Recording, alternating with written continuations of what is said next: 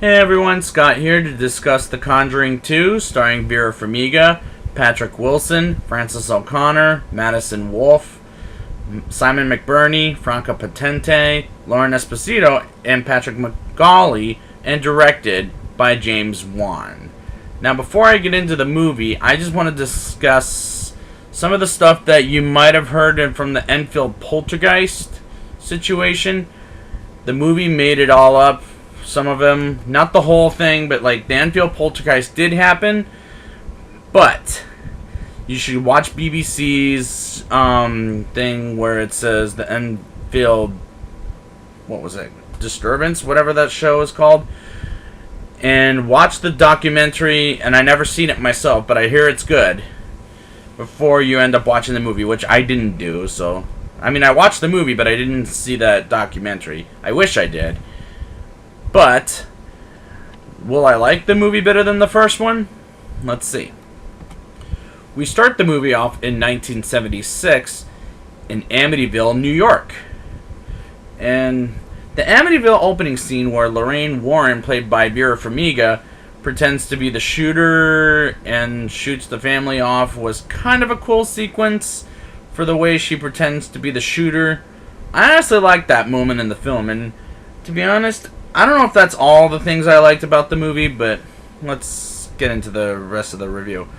We get introduced to something that kills Ed Warren in Lorraine's vision, called the Nun, or it's named Valak, excuse me. And Ed, later in the film, kills off Ed Warren, played by Patrick Wilson. We go to Enfield, which is in England, right after the Amityville sequence. And we get introduced to Janet, as played by Madison Wolfe, as well as her brothers Billy, Johnny, and Margaret, but that's a different name in real life, keep in mind. I don't remember the name, so bear with me. When we get into later in the film, it's an intense case called the Enfield poltergeist, like I brought up earlier, which we'll see if we get into this later in the film, which is intense for the plot, but not that scary for repeated viewings.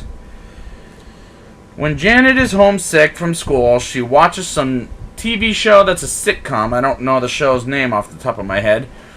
The next thing you know, an elderly man with the name of Bill Wilkins sneaks up behind Janet and says, and I'm going to quote this now, "My house!"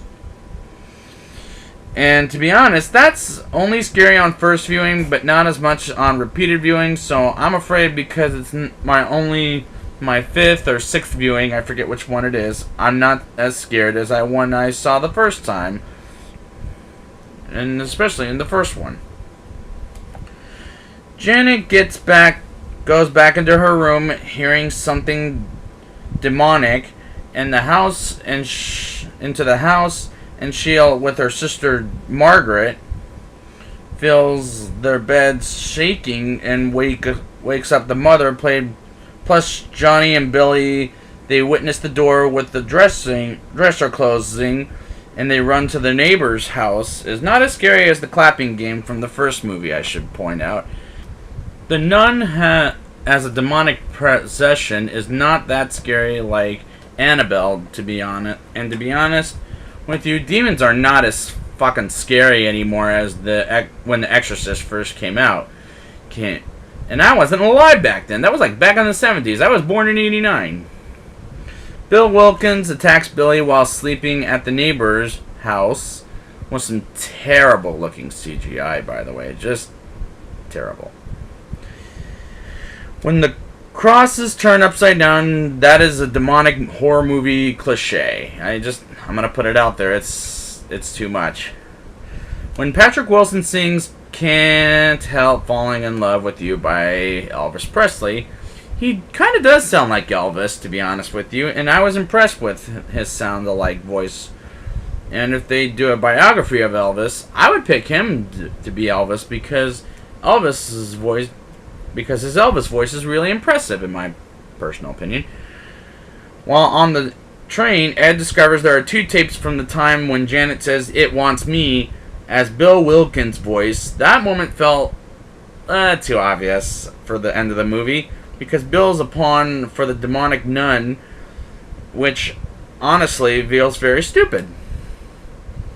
Janet as the demonic spirit is very weird, wired up, as it throws something at Margaret and hurts her to death, is very fucking fake.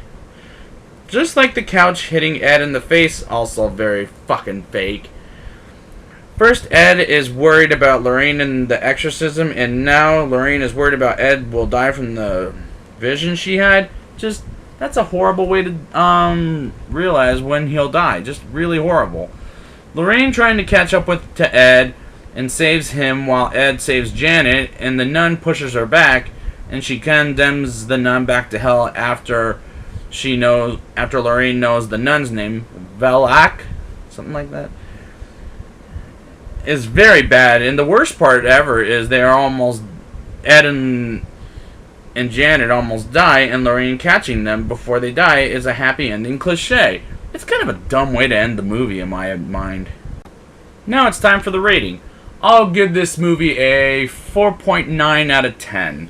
This is definitely not as good as the first one of the Conjuring series, and the choices that they make this sequel to The Conjuring is baffling to me. Just baffling.